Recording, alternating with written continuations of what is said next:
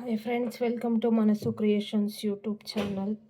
ಇವತ್ತೇನು ಮಾಡೋಣ ಅಂತ ಹೇಳ್ತಾ ಇದ್ದೀನಿ ಅಂದರೆ, ನೋಡಿ ಏನು ಕಾಯಿ ಇದು ಅಂತ. ಗೋರಿಕಾಯಿನ ಪಲ್ಯ ಮಾಡ್ತಾಯಿದ್ದೀನಿ. ಚಪಾತಿ, ರೊಟ್ಟಿ ಅದೆಲ್ಲ ಮತ್ತು ಸೈಡ್ ಡಿಶ್ಶಾಗಿ ಕೂಡ ಯೂಸ್ ಮಾಡ್ಬೋದು. ತುಂಬ ಚೆನ್ನಾಗಿರುತ್ತೆ, ಇದು ಟೇಸ್ಟಿಯಾಗಿರುತ್ತೆ, ಬೇಗನೂ ಮಾಡ್ಕೋಬೋದು. ಬ್ಯಾಚುಲರ್ಸು ಮತ್ತು ಬಿಗಿನರ್ಸ್ ಇರ್ತಾರಲ್ವ, ಅವ್ರಿಗೆಲ್ಲ ತುಂಬ ಚಪಾತಿಗೆಲ್ಲನೂ ಬೇಗ ಆಗುವಂಥ ಗೋರಿಕಾಯಿ ಪಲ್ಯ. ಇದು ಹೇಗೆ ಮಾಡೋದು ಅಂತ ನಾನು ಹೇಳ್ಕೊಡ್ತೀನಿ ನಿಮಗೆ.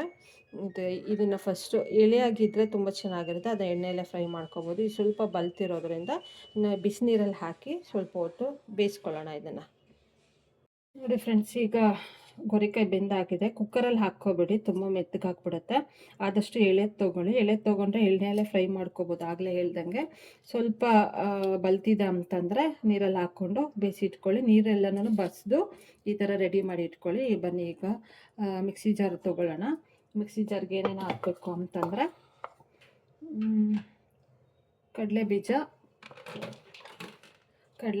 ಒಂದು 5-6 ಸ್ಪೂನ್ ಹಾಕ್ಕೊಳ್ಳಿ.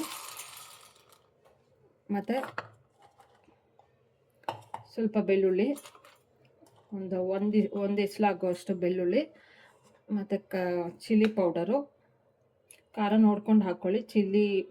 ರೆಡ್ ಚಿಲ್ಲಿ ಕೂಡ ಹಾಕೋದ್ರಿಂದ ಪೌಡರ್ನ ಸ್ವಲ್ಪ ಹಾಕ್ಕೊಳ್ಳಿ.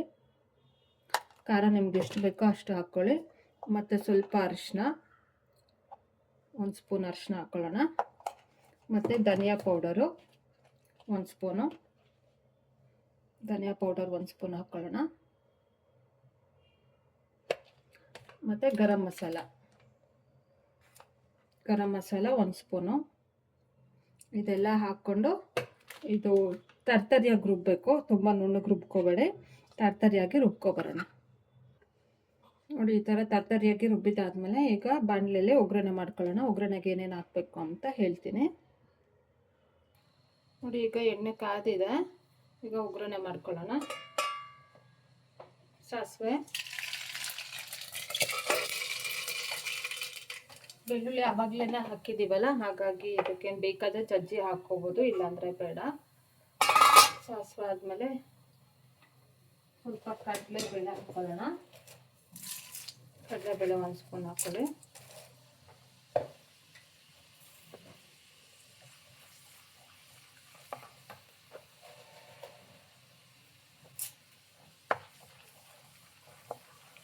ಆಮೇಲೆ ಈರುಳ್ಳಿ ಹಾಕ್ಕೊಳ್ಳಿ.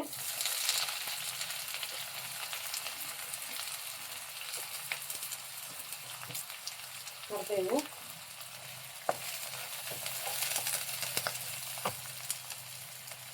ಆಗಲೇ ಹಾಕ್ಕೊಂಡಿದ್ವಲ್ಲ ಚಿಲ್ಲಿ ಪೌಡರು, ಸೊ ನೋಡಿಕೊಂಡು ಈಗ ಖಾರಕ್ಕೆ ಒಣಮೆಣಸಿನ್ಕಾಯಿ ಹಾಕ್ಕೊಳ್ಳಿ. ಸ್ವಲ್ಪ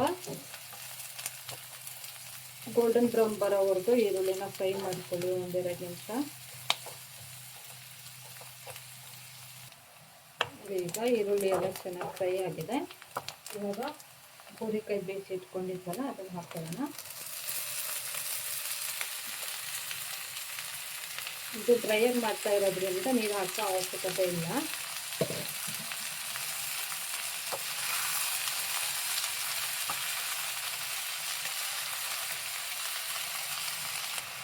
ಇದು ಎಲ್ಲ ಚೆನ್ನಾಗಿ ಮಿಕ್ಸ್ ಆದಮೇಲೆ ಮೊದಲೇ ಅದು ಬೇಯಿಸೋವಾಗೇ ಸ್ವಲ್ಪ ಉಪ್ಪು ಹಾಕಿರ್ತೀವಿ, ನೋಡಿಕೊಂಡು ಈ ಟೈಮಲ್ಲಿ ರುಚಿಗೆ ತಕ್ಕಷ್ಟು ಉಪ್ಪು ಹಾಕ್ಕೊಳ್ಳಿ.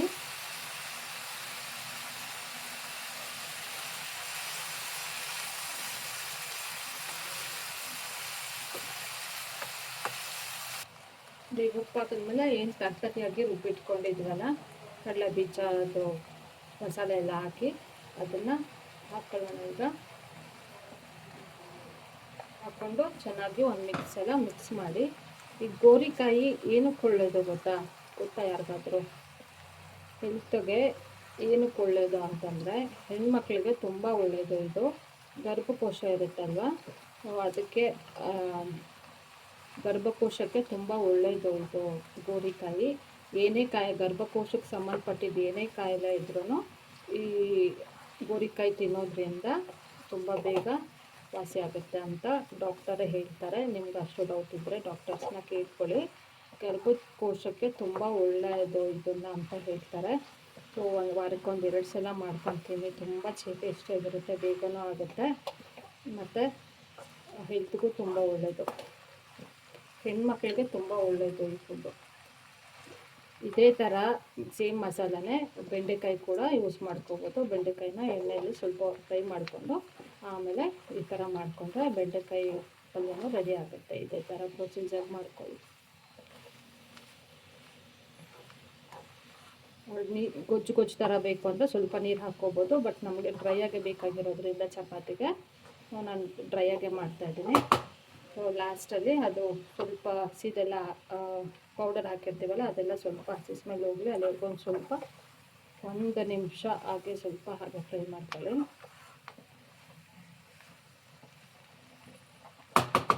ಮತ್ತು ಕೊತ್ತಂಬರಿ ಸೊಪ್ಪು ಲಾಸ್ಟಲ್ಲಿ ಕೊತ್ತಂಬರಿ ಸೊಪ್ಪು ಹಾಕ್ಕೊಳ್ಳಿ.